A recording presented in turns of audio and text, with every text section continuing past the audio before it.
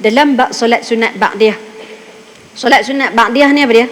Dia panggil solat sunat yang dituntut. Kalau dalam mazhab Syafi'i ni dia ada berapa? Ada yang kata 10, ada yang kata 12.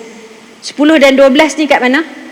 2 rakaat sebelum subuh, 2 rakaat sebelum zuhur, 2 atau 4 rakaat selepas asar, 2 rakaat selepas zuhur. Selepas zuhur. Asar ada tak? Asar tak ada. 2 rakaat selepas maghrib, 2 rakaat selepas isyak. Itu jadi 10 ataupun 12, berbeza pada zuhur sama ada dia buat 2 ataupun 4. Baik, itu asas dia adalah solat sunat ba'diyah yang disebut sebagai solat sunat dituntut. Manakala kita sebut tadi, kita lepas habis semayang tu kita pergi buat kerja lain dulu. Maka adakah kita terikat mesti ada tempoh yang tertentu ke untuk buat ba'diyah? Ulama sebut begini. Bila nama ba'diyah ni apa makna dia? Selepas. Lalu bila selepas tu maknanya apa dia? Kita jaga kalau boleh habis je selepas buat solat solat isyak tu, maka kita langsung kita bangun untuk kita buat solat sunat ba'diyah. Katalah kita ada kekangan. Assalamualaikum warahmatullahi. Assalamualaikum. Tak habis warahmatullahi lagi. Ya, kopi secawan ya. Kopi pula dah datang lagi kopi dia kan. Jadi tanggungjawab kita waktu tu qabliyah ke panggilan suami?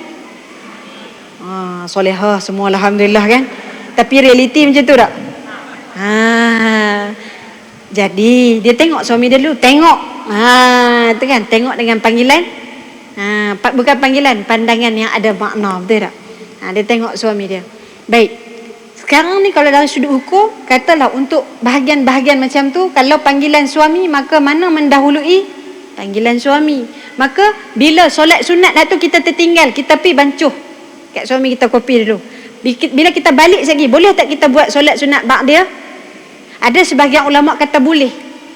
Kalaupun kita solat sunat tidak dapat ba'diyah pun kita dapat solat sunat wuduk umpamanya. Boleh juga sebab selama nama solat sunat ni boleh.